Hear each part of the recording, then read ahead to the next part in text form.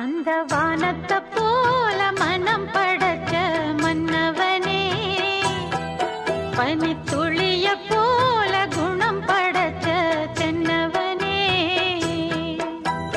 மஞ்சளிலே ஒரு நூலெடுத்து அந்த விண்ணுக்கும் மண்ணுக்கும் சம்பந்தம் உண்டுன்னு சொன்னது யாரு? அந்த வானத்தை போல மனம் படைச்ச மன்னவனே, பனித்து